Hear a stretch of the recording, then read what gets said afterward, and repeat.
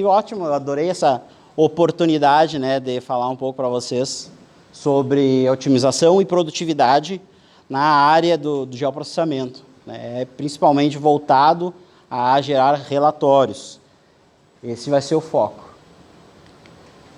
Os tópicos, então, que eu vou apresentar, eu vou falar rapidamente, então, sobre programação e GIS, né, GIS é a sigla em inglês, né, de Sistemas de Informação Geográfica.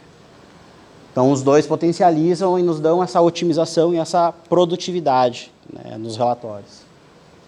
Vou falar um pouco sobre acelerar análises espaciais, sobre gerar relatórios e mapas dinâmicos. Vou dar um exemplo, 2 exemplos práticos, na verdade, de algumas etapas que a gente acelerou aqui na Embrapa, em alguns dos processos ali das pesquisas, dos trabalhos. E vou trazer mais uns cases reais de otimização de processo. Aí já da minha vivência profissional, algumas das coisas que eu já desenvolvi e que aceleraram bastante a produtividade de algumas empresas. Aqui, sobre programação e GIS, rapidamente, né, falar um pouco sobre Python, sobre sistemas de informação geográfica, uma definição simples dessas coisas, apresentar o QGIS e falar um pouco sobre o Python no QGIS.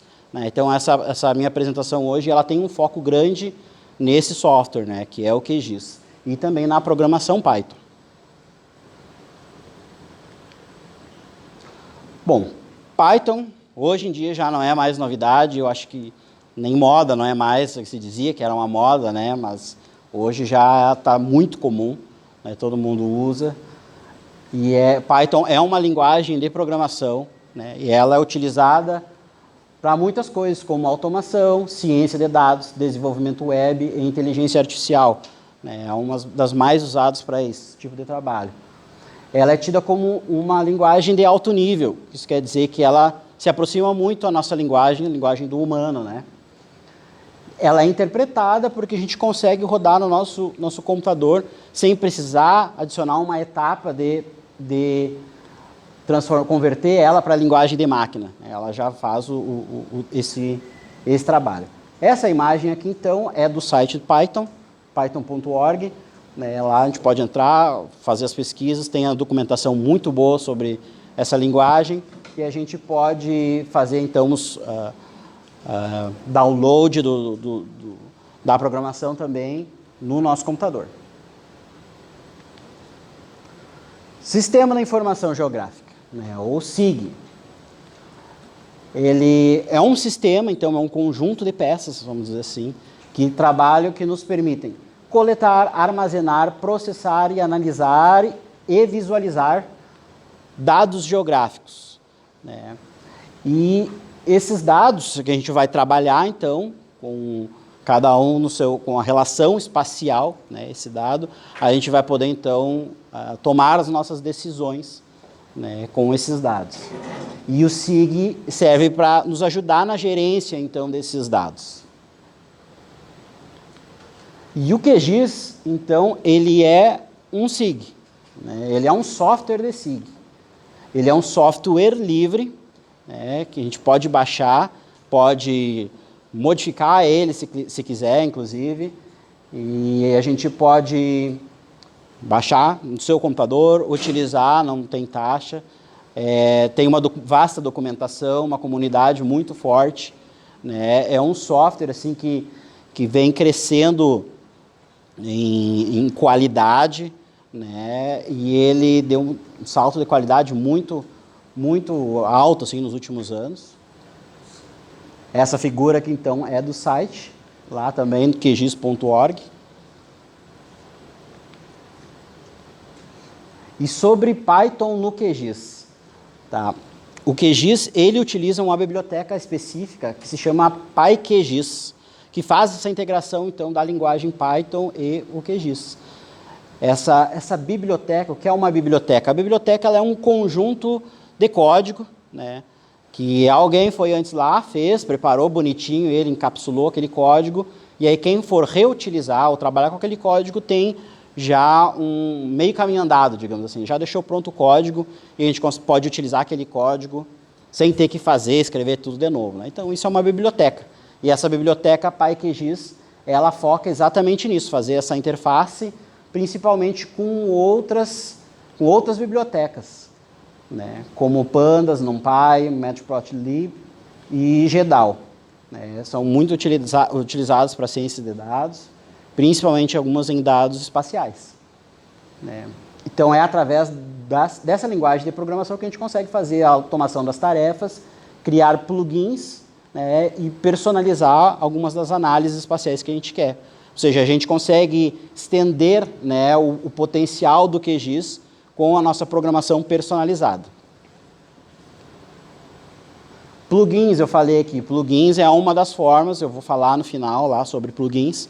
Né, o que é um plugin? Um plugin, eu gosto de ver ele como um programa dentro do outro programa. Né? É como o QGIS seria o programa grande e a gente consegue fazer um programinha menor para as nossas necessidades dentro desse programa. Então, isso é um plugin e a gente consegue plugar ele, né? Então, colocar ele dentro do outro software e já seguir trabalhando com ele. Sobre as análises espaciais, e para a gente poder acelerar elas, a gente precisa entender, né, que nós temos dois tipos de dados espaciais que o SIG trabalha, o vetor e o raster. O vetor, o que seria o vetor? O vetor é uma representação com linhas e polígonos e pontos, né? Em contrapartida, o raster, que é uma representação matricial, eu diria. O vetor, por exemplo, ele tem pontos, né, onde cada ponto é um ponto no espaço, aqui na representação geográfica. Né? Ele pode ter várias características, mas se eu ligar um ponto a outro ponto, então eu vou ter uma linha, né? E depois se eu ligar essa a outro ponto, vou ter várias linhas, e se eu ligar o último ponto com o primeiro, eu posso ter um polígono. Né? Então aqui são polígonos. E aqui linhas e pontos. E aqui a gente tem a representação em raster do que seria esse primeiro, do que é a mesma informação, digamos assim, em vetor, a gente tem em raster, né? Então, ela tem essa mesma representação, só que dentro de uma matriz, onde cada quadrícula dessa representa um pixel, né? E ele vai ter a sua posição dentro dessa matriz, né? Dentro dessa grade, e também dentro do espaço geográfico, né? E vai ter alguma característica relacionada a ela.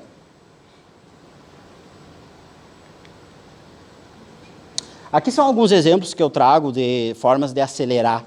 Né? São pequenos exemplos, existem uma infinidade de exemplos, coisas que pode ser feito. Por exemplo, em vetor, né, a gente pode recortar vários arquivos em uma área de trabalho. Se eu tenho uma área de trabalho X lá, eu posso pegar várias informações, vários layers, né, de vários polígonos, vários pontos do Brasil inteiro, digamos assim, e recortar automaticamente, por exemplo, só para a minha área de estudo, né, toda essa informação. Claro, isso é uma etapa que pode ser feita dentro do QGIS, como a gente diz, manualmente, né, indo lá com o mouse, pegando uma ferramenta do software e fazendo manualmente. Mas a gente também pode incrementar isso, né, acelerar esse processo com programação. Daí isso vai nos acelerar essas etapas, né, porque elas vão ser refeitas. Uma coisa que eu gosto sempre de salientar, quando a gente utiliza a programação, é a reutilização daquele código, né? Depois a gente pode otimizar, porque a gente pode precisar fazer esse processo novamente. Se a gente fizer manualmente, vai fazer manual e acabou uma vez, né? Agora, se já tiver aquele trabalho estruturado, tu pode refazer ele, mudando algumas linhas de código, e isso otimiza muito o trabalho e evita muito retrabalho, né? Quando as coisas precisam ser refeitas. Outro exemplo, colorir, né? Usar simbologia, né, em vários layers conforme alguma regra, deletar partes, né, se eu tenho várias coisas que não são do nosso interesse no momento, posso deletar essas partes sobressalentes, executar medições lineares, distâncias, áreas, enfim, várias coisas que a gente pode executar de forma mais automatizada. E o raster? O raster, então, é aquela matriz, né, uma das coisas que é utilizada muito é como um modelo digital do terreno, onde a gente tem uma grade, né, onde tem uma matriz e cada célula daquelas representa alguma característica do terreno. Mais comum usado, não digo mais comum, mas talvez seja o mais comum, utilizar como um modelo digital de superfície, de elevação, né? Que a gente, cada pixel aí vai ter a sua representação em cota altimétrica, por exemplo. Né? E a gente consegue verificar essa diferença no espaço de altitude. A gente consegue fazer, a partir daí, representações 3D, né? E, mais interessante aqui, a modelagem espacial distribuída. Né? Então, como a gente tem essa grade e cada pixel, né, com a sua posição geográfica, a gente consegue entrar modelos, né, onde a gente pode estimar, calcular alguma variável que a gente queira para cada pixel. Né? Ou seja, para esse local, diferentemente do pixel do lado, diferente do outro, e fazer uma análise distribuída. Né? Isso que a gente chama de modelagem espacial distribuída. Bom, sobre relatórios e mapas dinâmicos. Todos os vetores, né, essas informações geográficas, elas trazem uma tabela de atributos. Né? É uma tabela grande, onde cada ponto, cada local geográfico pode ter várias características. Né? E aí, essas características são colunas diferentes, né? Elas podem ser trabalhadas, preenchidas, modificadas por programação. Isso acelera bastante quando a gente precisa pegar informações que já estão nessas tabelas de atributos, trabalhar elas e gerar outras informações, outras análises. Relatórios fotográficos, o QGIS e programação nos auxilia a acelerar esse processo também. Né? É muito comum, né, quando a gente faz levantamentos de campo, precisa lá fazer a nossa prestação de contas, ou às vezes para o trabalho mesmo, ter documentado ali o que foi feito em campo, né, indivíduos florestais às vezes, ou outros que a gente precisa documentar, a gente pode criar ferramentas para automatizar essa produção de relatório fotográfico. E eu vou mostrar depois, lá no final, um exemplo que tem essa etapa mais automatizada de criação de relatório fotográfico. Formulários ou desenhos em escala. Aqui, o QGIS, que eu estou apresentando, ele é muito utilizado para fazer os mapas, né?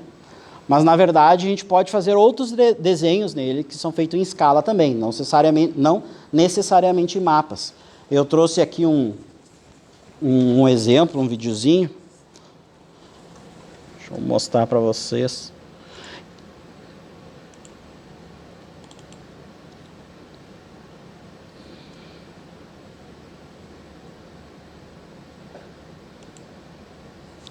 Ó, esse aqui é um plugin, tá? E aqui a gente está vendo dentro desse plugin, ele tem esse programinha, um programa dentro do QGIS, esse maior aí é o QGIS, onde eu consigo entrar as profundidades aqui que foram feitas numa sondagem, tá? O pessoal foi lá no campo, furou o solo, retirou o solo e trouxe para o escritório lá dizendo a camada tal até a camada tal era coluna de água.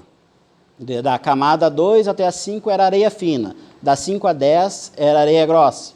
E aí eu com o clique consigo desenhar já esse formulário que sai pronto, assim, praticamente pronto, né, para entrega, para enviar, para inserir nos relatórios, enviar para os órgãos ambientais, né, e aí a gente consegue só fazer alguns ajustes finais e enviar esse relatório. Então, vocês podem, como vocês viram ali, é um exemplo que não é necessariamente um mapa, né?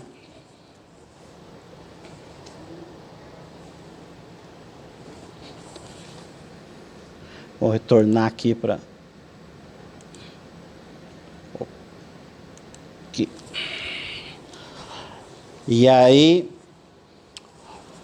Bom, os mapas, né? Os mapas, então, os mais se utiliza muito o QGIS para a produção mesmo, cartográfica, né? Mas não só mapas, só cartas, mas também figuras para relatório, né? E é possível automatizar isso também, né? Eu vou fazer um exemplo junto com esses relatórios fotográficos em que essa etapa é bem acelerada, né? Deixando com que a gente faça apenas pequenos ajustes no final e consiga entregar, então, um relatório mais rápido.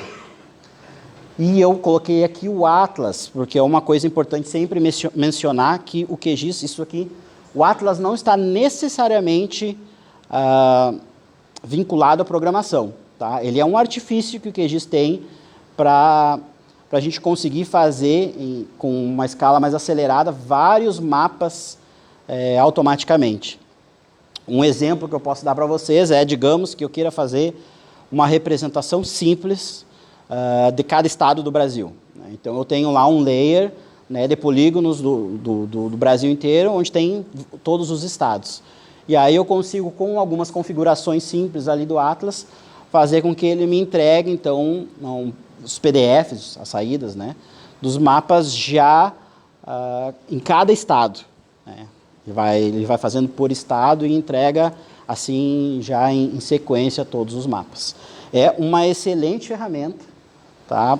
Tem, obviamente, ela tem suas limitações, né? Eu acho que ela começa a ficar um pouco mais difícil se a gente quer entregar mapas mais complexos, né? Mas para mapas simples, como foi essa descrição que eu dei para vocês, de uma representação de cada estado, por exemplo, ele é muito bom e muito poderoso. Tá? Bom, aqui eu passo, então, a um exemplo mais prático que a gente utilizou aqui na Embrapa, tá? Esse aqui faz parte do projeto, então, que eu estou inserido, da FAEP Senar, e onde a gente precisou fazer um levantamento dos aquíferos do Paraná, né, e ter uma estimativa de balanço na situação como está lá. Então, o que foi feito? A gente precisou pegar vários poços do IAT, do Instituto Água e Terra do Paraná, e relacionar com os aquíferos, né? Então, a gente tinha o dado desses poços, das outorgas, do que estava saindo de água, e aí a gente tinha, pela ANA, mais ou menos, o que a gente tem de reserva ali. A gente precisava fazer esse balanço. Porém, os dados do IAT, muitos dados, em sua grande parte, dados muito bons, assim, tinha todas as descrições, mas a gente sabe que quando a gente pega os dados, assim, nem tudo sempre vai vir redondinho, a gente precisa dar uma trabalhada nesses dados. E aí, esses dados do IAT, por exemplo, alguns não tinham descrição alguma sequer, assim, que aquíferos pertenciam. Né? Então, que são esses que estão no mapa, esses pontinhos amarelos aí. E essas colorações são, então, os aquíferos, segundo a ANA. E aí a gente precisou fazer essa separação. Essa separação ela pode ser feita manual, né? Em cada polígono pegar o que está dentro deles. Mas ela pode ser automatizada, que foi isso que a gente fez. Até porque não foi só dados sem descrição alguma. Na verdade, nós tivemos aqui dados com algumas descrições genéricas, assim. Por exemplo, isso aqui são outros poços, diferentes daquele lá.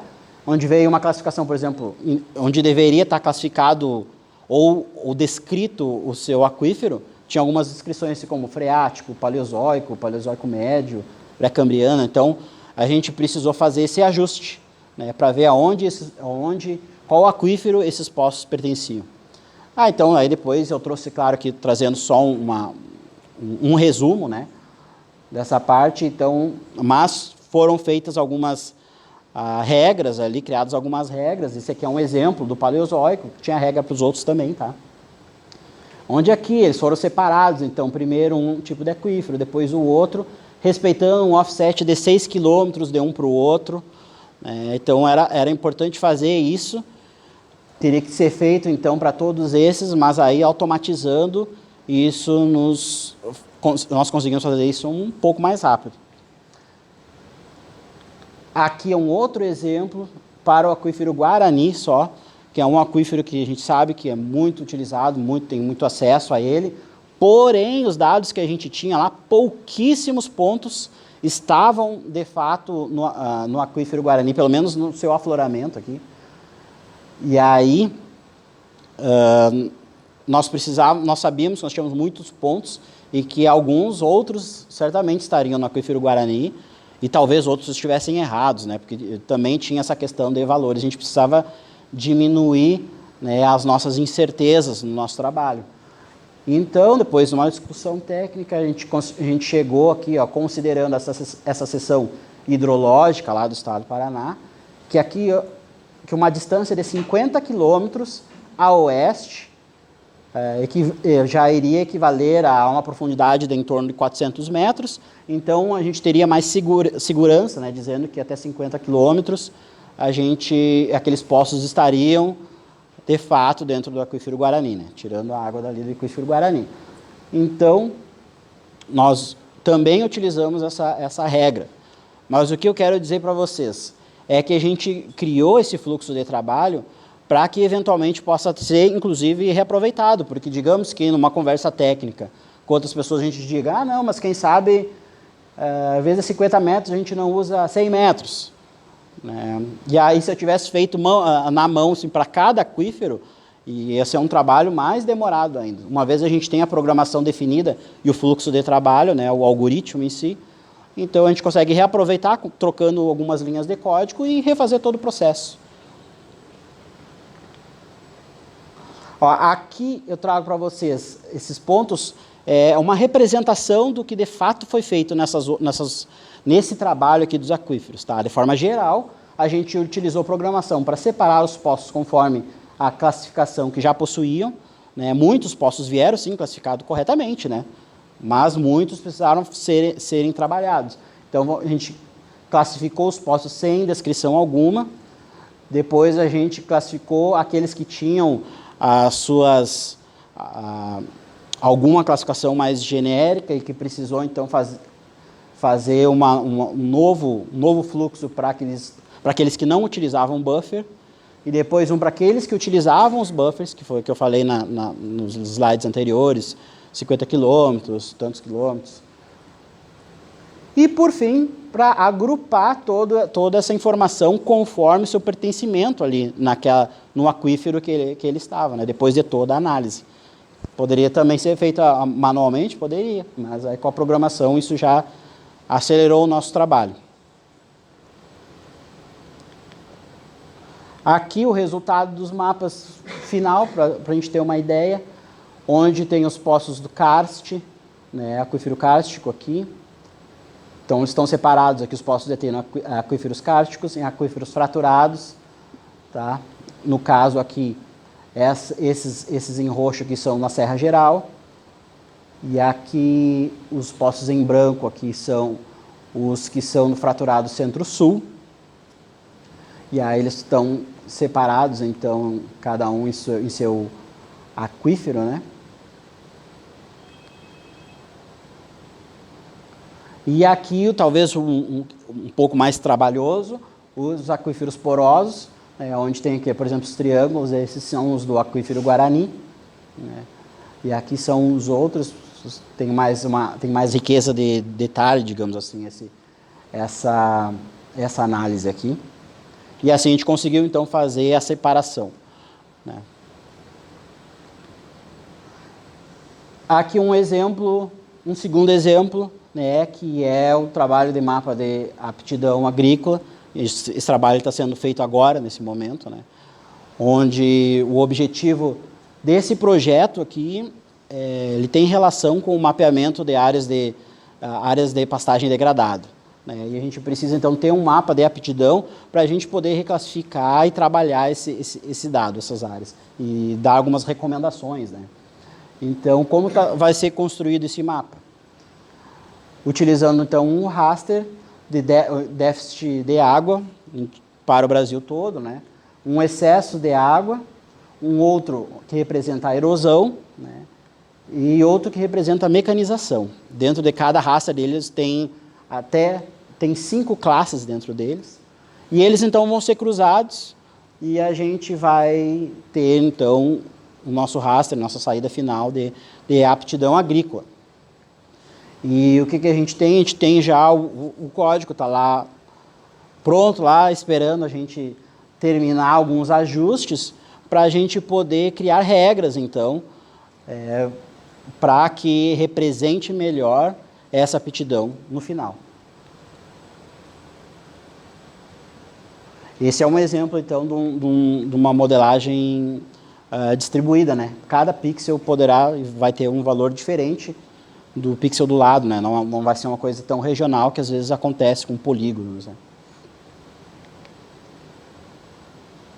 Tá, e eu trago agora para vocês aqui alguns exemplos então, de plugins personalizados, né? Os plugins, o QGIS tem um arsenal, digamos assim, de plugins que cada pessoa pode baixar e utilizar gratuitamente. Esses são bem personalizados, eles não estão lá disponíveis, né? Até porque às vezes nem faria tanto sentido colocar, porque eles são bem específicos. Tá? Esse primeiro, ele é para desenho de cavas, então ele é utilizado aqui para mineração de areia em cava a céu aberto. Mas ele também pode ser utilizado para outros tipos de mineração, inclusive mineração na encosta. Eu trouxe um videozinho ali que eu vou mostrar para vocês, dele funcionando, e vocês vão ver que ele pode também ser adequado a outros tipos de mineração. O que ele faz? Ele faz um desenho 2D e 3D da cava, e ele calcula o volume, né, que vai ser retirado daquela cava.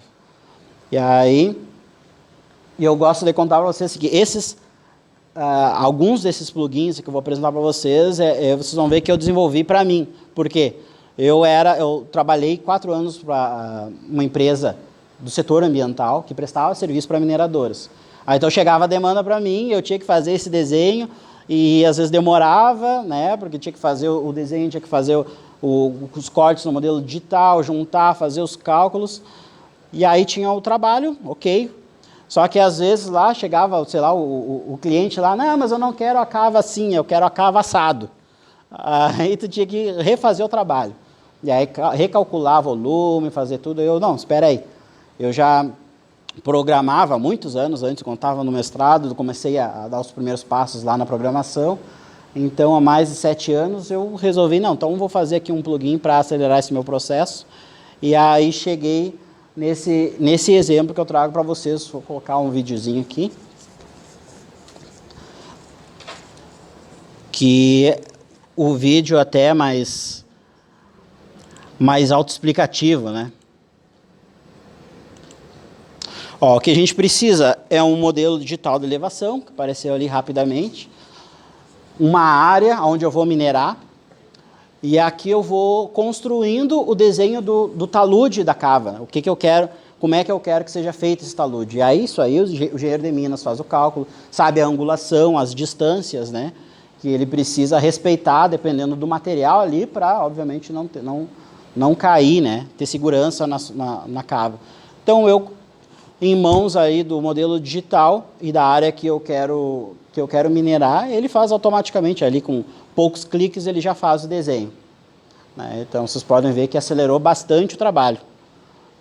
E como eu disse, diante disso a gente pode refazer, a gente pode gerar cenários, né, que otimiza muito o nosso trabalho.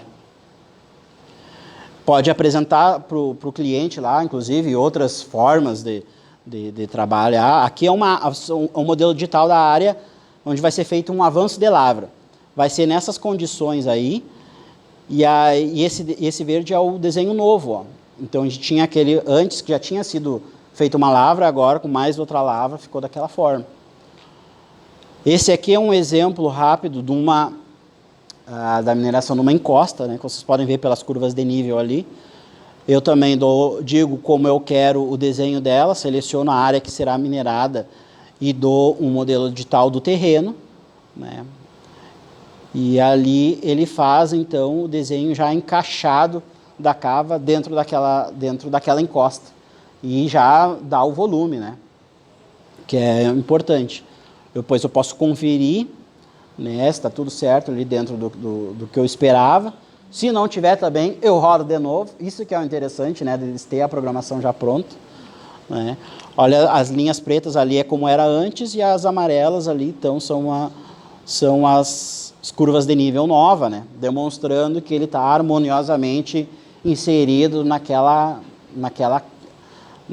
declividade ali do terreno, no modelo digital que foi dado para ele. Lembrando que o modelo digital, então, é um exemplo de raster que a gente falou lá no início. Deixa eu passar para o próximo.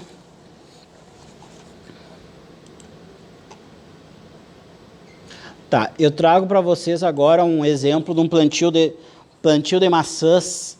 Esse foi uma encomenda de uma empresa agrícola para eles planejarem o plantio deles. É bem interessante, porque acelera bastante, entrega relatório de números para eles. Eles podem fazer vários cenários e ver o que se encaixa melhor para eles.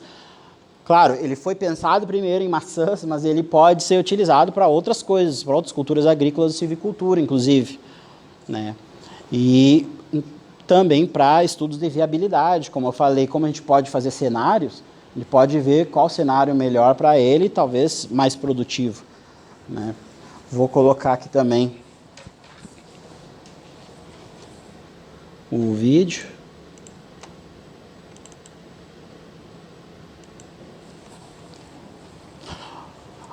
Bom, ali, o que a gente precisa? A linha onde vai ser do plantio, né?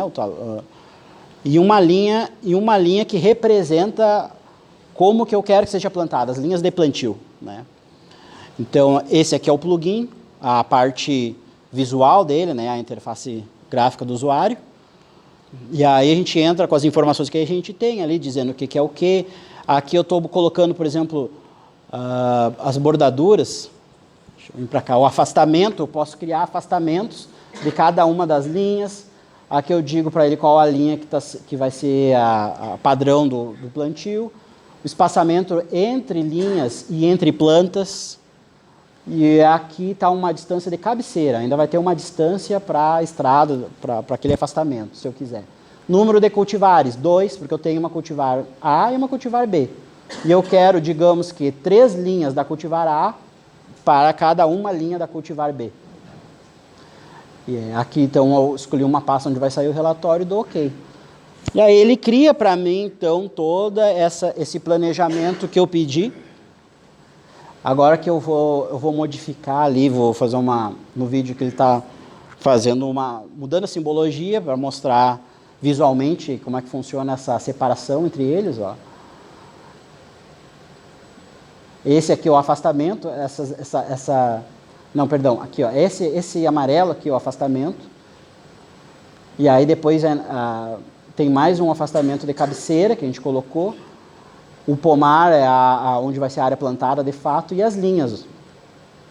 E os indivíduos. Então todos respeitando aquele afastamento, tudo aquilo que a gente pediu.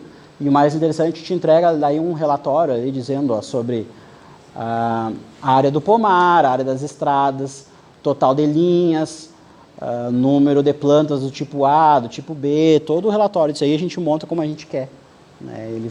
Então ele acelera esse processo e a gente pode fazer outros.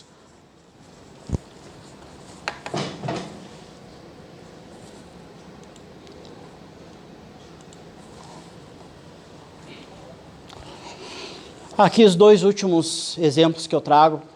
Hoje, um sobre margem de leito médio. Esse aqui é um plugin que eu acho muito interessante, porque, segundo a legislação, a gente precisa, por exemplo, para delimitar uma área de preservação permanente, naqueles rios que tem grandes larguras, né, determinadas larguras, a gente tem um determinado afastamento, segundo a legislação. Só que como é que a gente determina essa margem? Onde é que é a margem do rio? É comum algumas pessoas, às vezes, olhar lá, vai dar uma olhada lá no Google e olhar, não, o rio está passando aqui, então aqui é a margem, aí pega e desenha. Aí não vai funcionar se ele pegar aquelas imagens lá das enchentes lá no Rio Grande do Sul, por exemplo, não se enxerga nada, né? Tudo virou água. Mas, na verdade, precisa ter um estudo hidrológico, né? E esse estudo ele precisa ser apresentado para os órgãos ambientais quando solicitado. A gente precisa dizer onde é que está essa margem para delimitar não só a área de preservação permanente, mas áreas de mineração em leito de rio, né, que foi desenvolvido exatamente para isso, esse plugin, e também a mineração em barras de sedimento, né, onde a praia ali que às vezes forma, né, é também possível minerar naquelas áreas ali. Só que a gente precisa desenhar, dizer onde é que está essa margem, né? Então, esse plugin ele auxilia acelera essas etapas do desenho exato de onde fica a linha. E aí eu vou precisar entrar com dados já os dados históricos.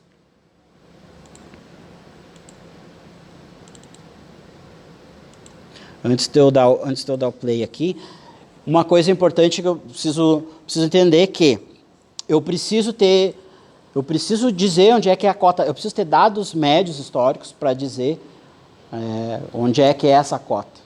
Precisa ser feito um estudo hidrológico.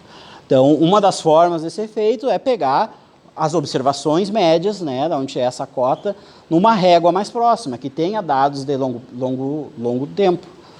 Então, é feito, a gente busca lá, onde tem essa régua, esses dados são públicos, né? A gente pode pegar, fazer uma média, e aí a equipe de campo vai lá e vê a declividade do rio, né? E a gente consegue, então, trazer esse valor da régua médio até a nossa área de estudo.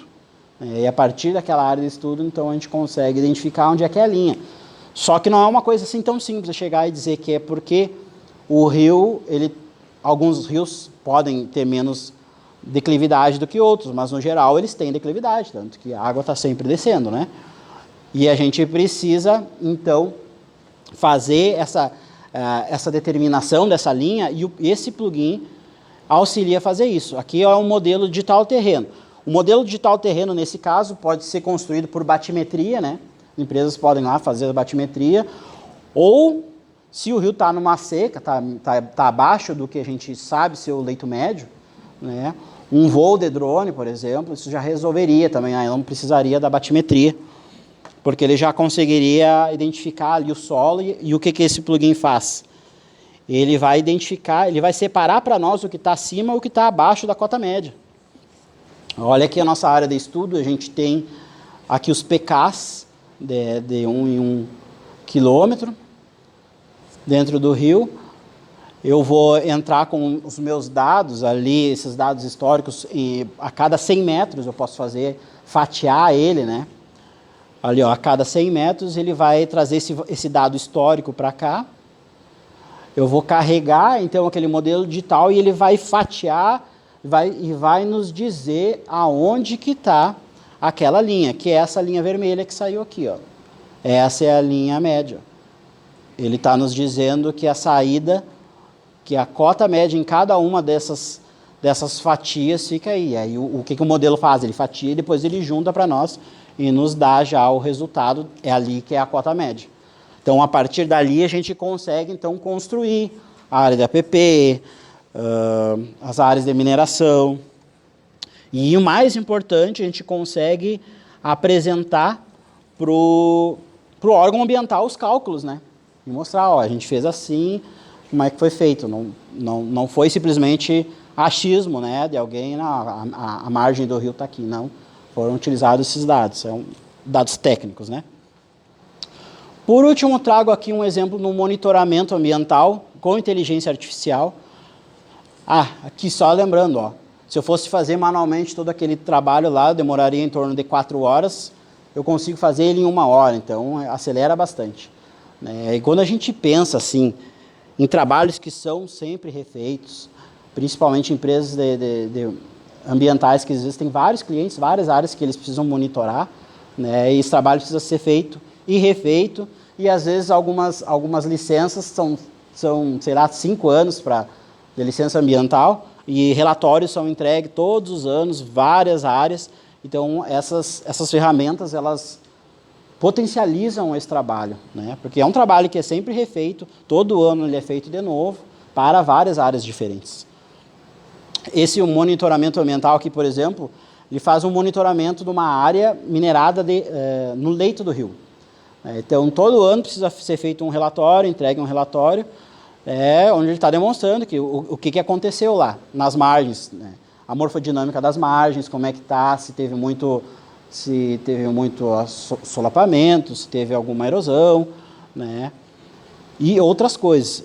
Então, nesse caso aqui, é feito um trabalho de campo, onde eles vão lá, fotografam todas as ocorrências, né, ambientais, que podem ser uma árvore que caiu, ou de repente alguém desmatou uma área, né, ou surgiu um acampamento em algum lugar.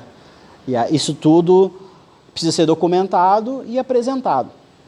E é um trabalho que é demorado, que tu vai lá, coleta o dado, tira as fotos, volta, né, vê as métricas, né, e gera o relatório, os mapas, enfim, aonde foram feitas aquelas observações.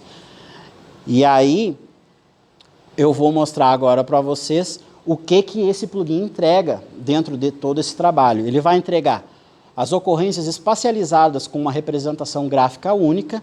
Então, ele já vai te dizer aonde estão essas ocorrências ali geograficamente para te poder gerar o mapa final, que é um documento cartográfico, né, que é enviado então, para os órgãos ambientais.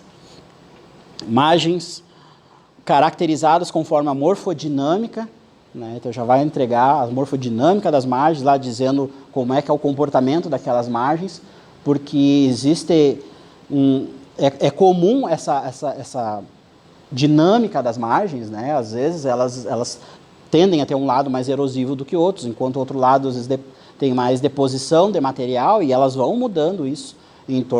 Cada ano é diferente, em 5 anos vai ser mais diferente, e assim, por isso a importância desses relatórios. Um layout das imagens, monitoramento com nomenclatura própria, né, que é o relatório, aquele fotográfico que eu falei. E um layer de métricas geradas para o relatório, que depois a gente precisa ter um dado tabelar, contando ali, semelhante com aquele que a gente viu ali do pomar, né? A gente precisa ter números para apresentar, para gerar gráficos depois nos relatórios. Então, ele faz isso.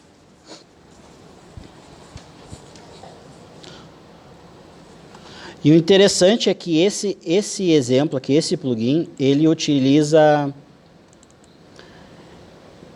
pode utilizar a inteligência artificial ou não, a gente pode escolher, né? Ó, aqui é a área onde é feito o levantamento, cada ponto desses é uma ocorrência que foi observada lá, foi capturada uma foto, trazido para o escritório. Esse aqui é o plugin, onde eu tenho aqui, eu entro os dados, e aqui à direita eu vou marcando o que eu estou enxergando na foto, né? E aí eu consigo dar celeridade. Aqui eu estou perguntando, então, se quer que a inteligência artificial faça essa interpretação. Ó, notem aqui, por exemplo, no barranco, aqui, ele não tem nada marcado ali. Ele tá pensando, está analisando cada uma das imagens e ele vai entregar o que ele está enxergando. Eu já estou dizendo ali porque ali vai aparecer, ó, apareceu verdinho, né? Porque ele está enxergando o barranco aqui, ó. Essa parte da morfodinâmica, essa aqui é feita manual, não é por inteligência, só essa primeira parte das ocorrências. Mas ele enxerga lá, ó, ele entregou mais uma árvore viva. Aqui ele entregou um animal morto. Aqui ele enxergou as pontes, ó, uma ponte aqui no leito e uma ponte na margem, né? Porque pode ter lá. Aqui, isso aqui tudo foi feito por inteligência artificial. Ela teve uma grande assertividade, né? Aqui com acampamento, barranco, árvore morta. Aqui tem uma embarcação, ó, ele marcou a embarcação. Então, ele já entrega esse trabalho pronto. Não é, se a pessoa não quiser utilizar a inteligência artificial, quiser fazer manualmente lá clicando, já acelerou muito o trabalho aí, né? Depois eu vou explicar como, vou dar uma ideia geral de quanto a gente acelerou, para vocês verem quanto foi impactante esse trabalho aqui para a empresa. Ó, aqui também ele viu árvores mortas, barranco. Ó, e aqui então, eu tirei essa seleção aqui porque eu quero trabalhar só com as ocorrências. Tá? Eu vou gerar só as ocorrências agora. Tá? E aí, quando eu gerar as ocorrências, ele vai entregar todos aqueles relatórios que eu pedi para ele entregar. Essa é a entrada que a gente tem, né, pontos e linhas.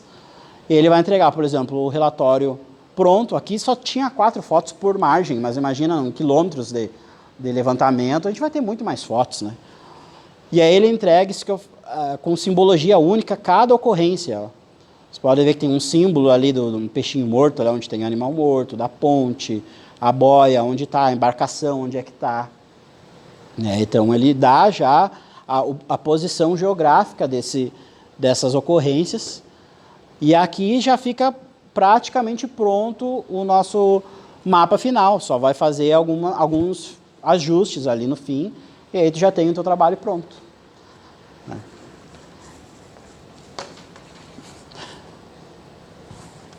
Aqui, interessante esse exemplo eu gosto de trazer, porque assim, eu chegava no final do ano na empresa, aqui eu estou dizendo que eu acelerei de 6 horas para 30 minutos, é mais ou menos isso, mas na prática dava que um trabalho médio demorava assim, ó, 3 turnos, uma manhã, uma tarde e uma manhã, para entregar tudo aquilo que foi entregue ali, vocês viram, mais a morfodinâmica. Então, o que era feito antes? A pessoa chegava lá com GPS, marcou a foto, ele tinha que olhar qual foto era qual, o que ele estava enxergando, puxar manualmente cada desenhinho, né, e colocando as legendas, criar manualmente as fotos, lá qual fotos foram feitas e o nome, ver se a nomenclatura estava batendo, né, e aí ele gerava então um mapa, gerava as figuras ali, né, as fotos, né, e mais os relatórios, depois tinha que ficar contando o que era o que lá e anotando, né, para depois colocar no relatório. Agora, automatizando isso, ele já te entrega tudo e aí, uma coisa que demorava, como eu falei para vocês, uma manhã, uma tarde, uma manhã, passou a demorar 2 horas, meio período. Tá, isso é num trabalho. A realidade da empresa era que chegava perto do final do ano, era um pandemônio lá. Ficavam correndo atrás de gente para ajudar, né, a fazer os relatórios e puxa estagiário aqui, faz aqui, ficavam, às vezes iam até fora do horário, fazendo hora extra, porque tinha que entregar os relatórios, né? E agora não, agora era só planejar ali, em questão de semanas, era feito o trabalho do ano inteiro, né, para ver como isso acelera muito o trabalho. Esse era o último exemplo que eu tinha para dar. Espero que vocês tenham gostado e agradeço mais uma vez a oportunidade de apresentar esse trabalho para vocês. Obrigado.